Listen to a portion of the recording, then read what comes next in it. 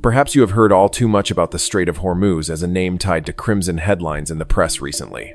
Try to envision a narrow corridor, one that shoulders a vast share of the world's energy headed toward the busy seaports of Asia.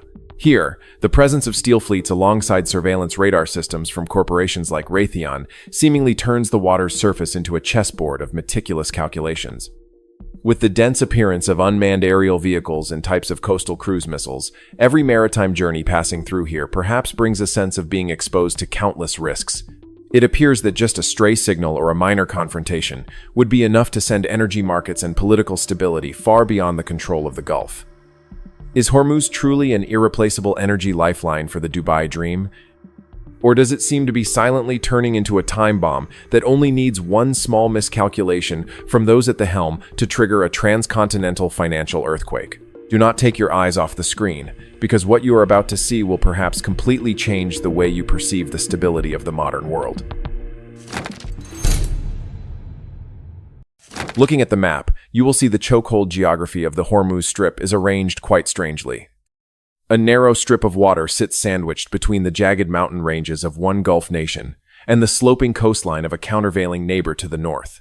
At the narrowest point, between Larak Island and the Musandam Peninsula, the distance is a mere 21 miles. But the reality is even harsher than that. It seems that international maritime rules have unintentionally created a perfect staging point for monitoring eyes. With the Traffic Separation Scheme, TSS, our supertankers are forced to move within lanes only about 2 miles wide. Each ship worth billions of dollars seemingly has to pass through a doorway so narrow that even the slightest movement appears to be prime prey for the surrounding radar systems and observation stations. Here's a fun fact.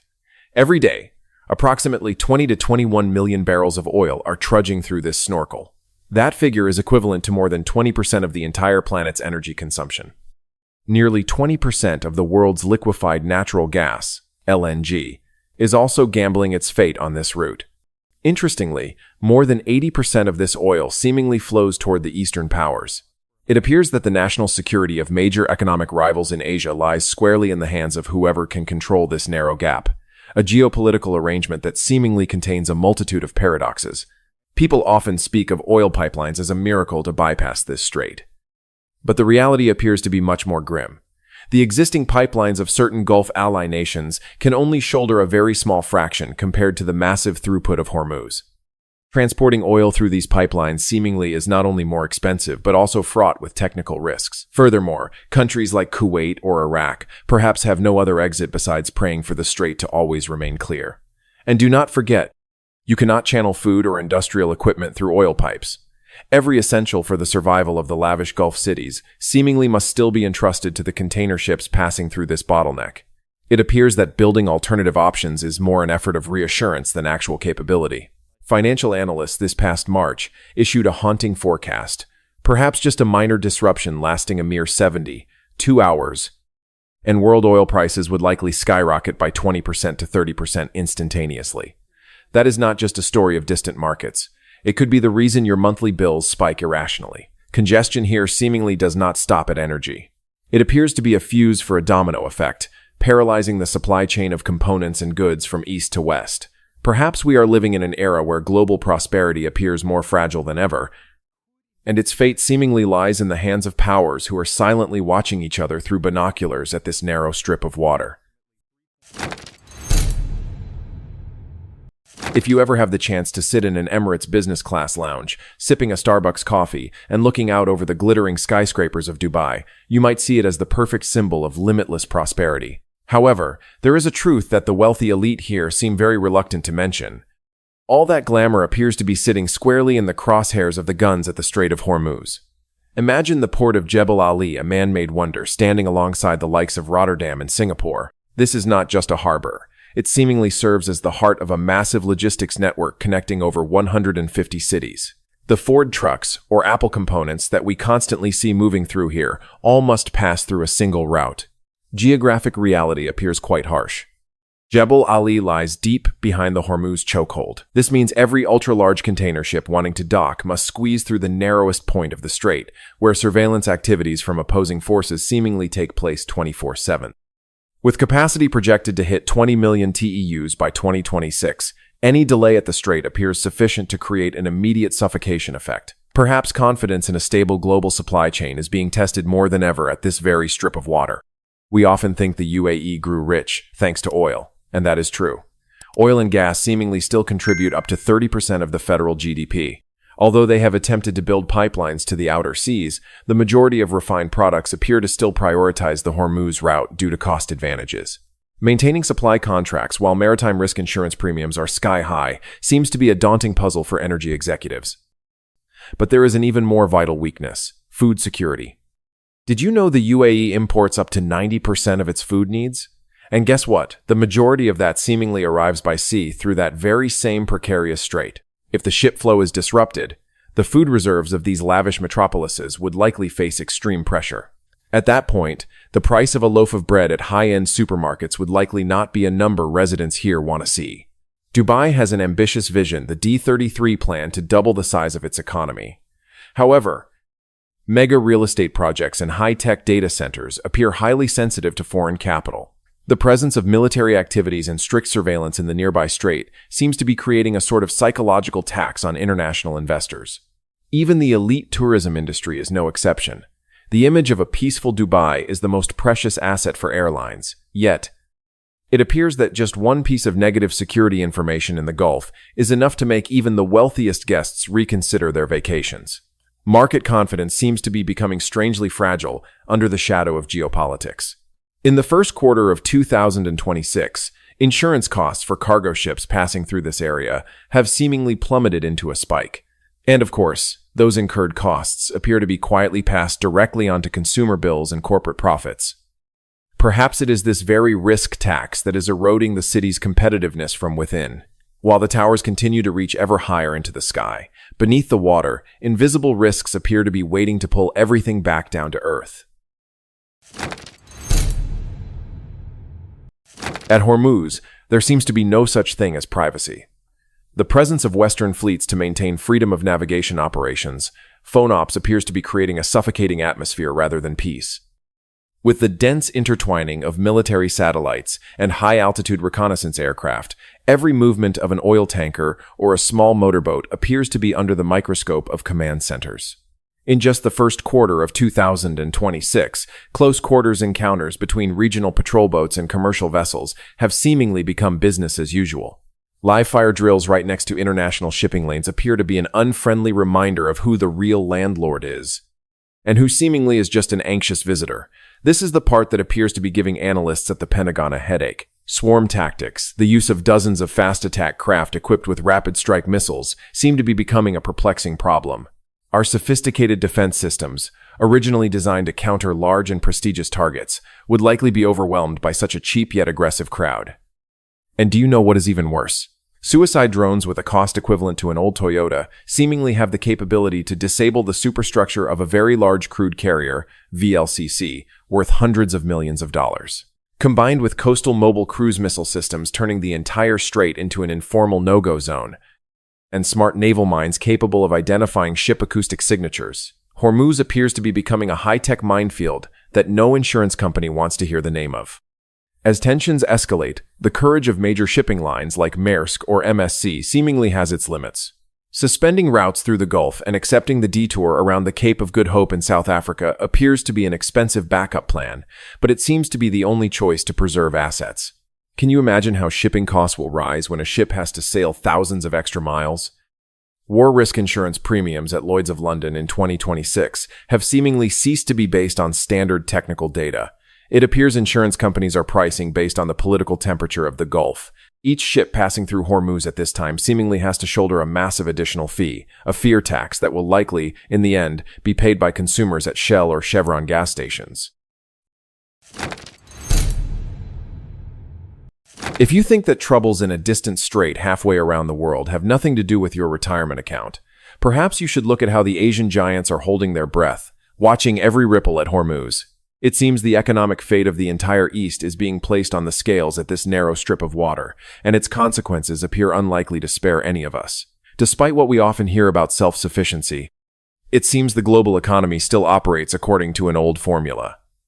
All roads lead to Hormuz. As of early 2026, It appears that approximately 75% to 80% of the crude oil passing through this strait is headed straight for seaports in Asia. China appears to be on edge. As the world's largest oil importer, any disruption here would seemingly directly threaten the operation of their massive special economic zones. Meanwhile, Japan and South Korea, nations that appear not to have a single drop of domestic oil, are facing the reality that 90% of their energy supply seemingly depends entirely on whether this strait remains clear. Even a powerfully rising India appears highly vulnerable.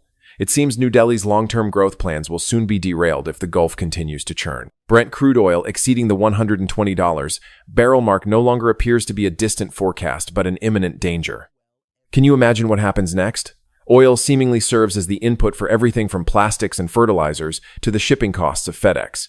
When energy prices skyrocket, the CPI in the US will likely be pushed to alarming levels. Perhaps we are facing an economic stagnation cycle, similar to the 70s, where the costs of heating and gasoline seemingly erode every bit of the budget reserved for luxuries. This is the part that few people seem to notice: the link between classic fossil fuels and future technology. You have likely heard much about the AI boom from corporations like Microsoft or Nvidia. However, perhaps you did not know that AI mega data centers are popping up like mushrooms in the UAE and Saudi Arabia in this year of 2026. These electronic brains require a massive amount of power to operate and cool. Yet, the majority of electricity in this region seemingly is still produced from gas and oil. If the intra-regional energy supply chain is disturbed, the ability to maintain the operations of data centers serving the globe would seemingly be seriously threatened. It appears the Hormuz Lifeline at this time is not only carrying oil, but is also indirectly coordinating the data flow of all of humanity. Looking at what is happening, perhaps you have wondered, why don't they simply divert the oil a different way? Well, the Gulf authorities seem to be frantically doing just that. But as you know, in business and geopolitics, finding an emergency exit sometimes leads you into another trap that is even more troublesome. Look at the UAE. They appear to have placed a massive bet on the Adcop pipeline, roughly 230 miles long, directly connecting Abu Dhabi's oil fields to the port of Fujairah outside the Gulf of Oman. The goal seems very clear: to bring crude oil to the international market without needing to pass through the cramped Hormuz chokehold. However, actual data from the first quarter of 2026 seemingly throws a bucket of cold water on those expectations. Although in theory this pipeline can pump about 1.5 million barrels per day, it appears to still only meet over half of the UAE's export demand. Not to mention, the operating cost of pumping oil through hundreds of miles of pipeline seemingly is much more expensive than simply loading it onto VLCC supertankers. It appears that at the current time, security is forcing them to accept a price that ExxonMobil shareholders will certainly not be pleased with. Neighboring Saudi Arabia appears even more determined with the East-West pipeline system, Petroline, running straight to the Red Sea.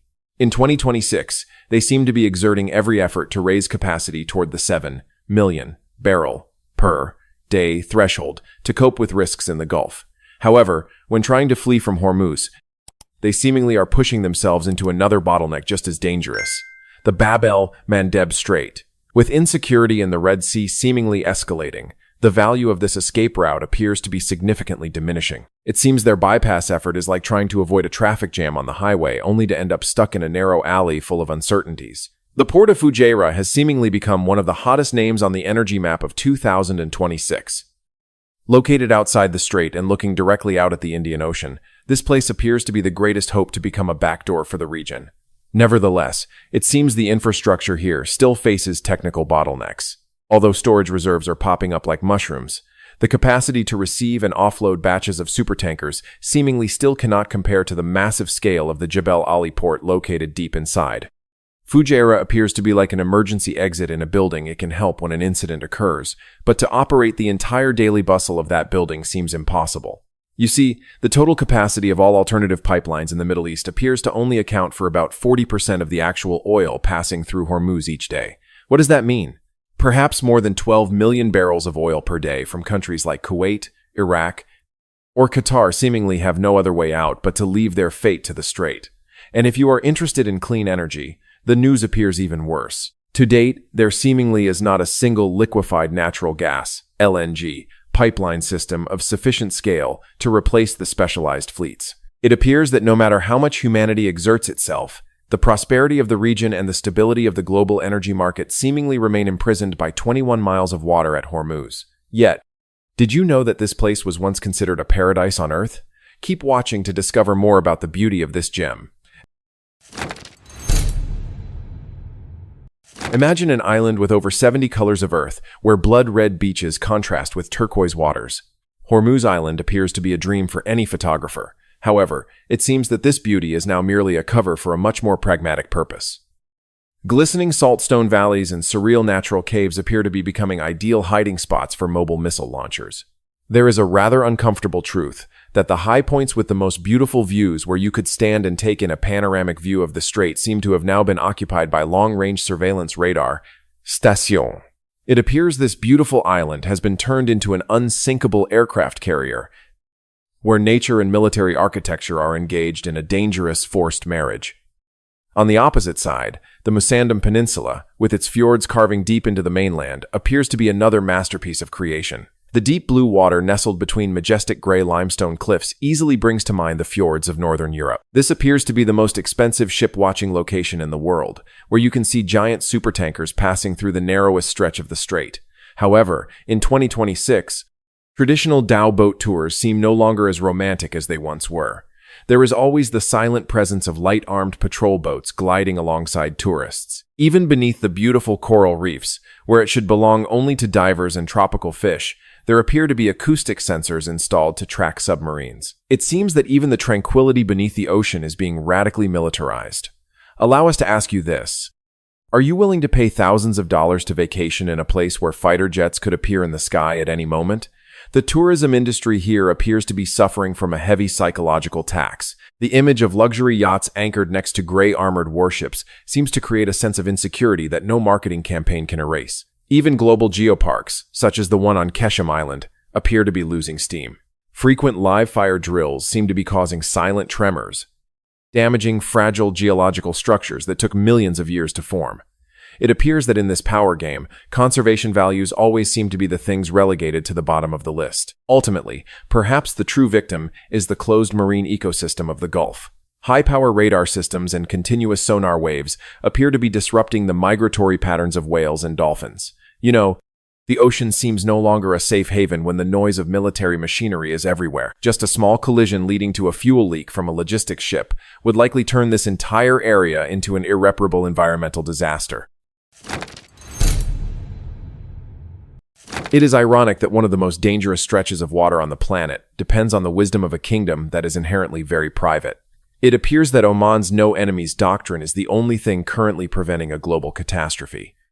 Did you know that although the North Bank is controlled by regional powers, the main shipping lanes actually lie within Oman's territorial waters? This turns Oman into a true gatekeeper.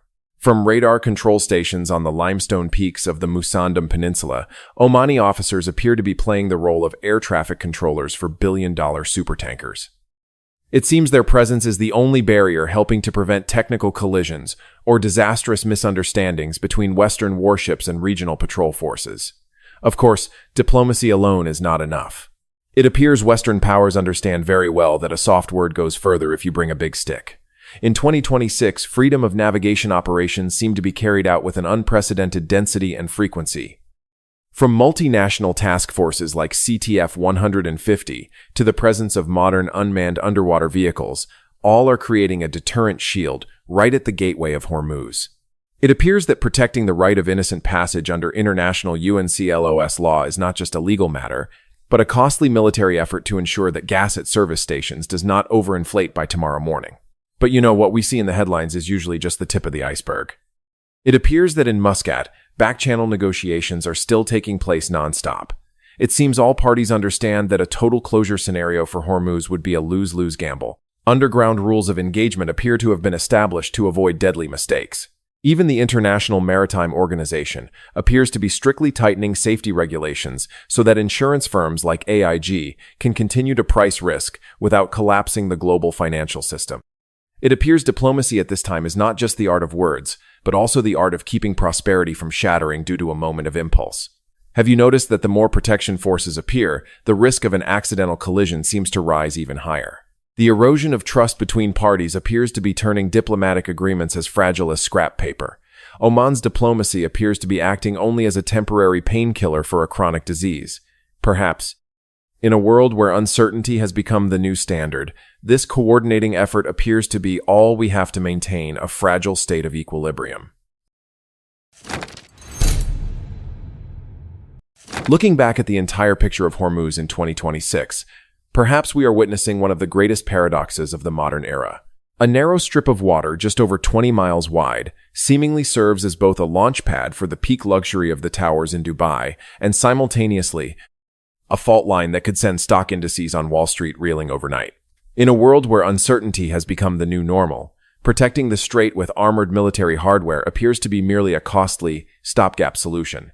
The future seems to demand more sophisticated multilateral diplomatic maneuvers, where private dialogues in Muscat might have more practical value than any missile defense system. After deconstructing the fragility of this chokehold together, do you believe the great powers will have enough patience to maintain the current balance forever, or does a rupture scenario appear to be inevitable in the near future? Please share your perspective in the comments section below. I am very interested to know how you evaluate this chessboard. One more thing before you go. This video is not intended to predict the future, but rather to provide a different perspective on existing geopolitical risks. Because sometimes, the most dangerous thing is not what is about to happen, but rather what we believe will never happen. Thank you for watching until the end. See you in the next videos.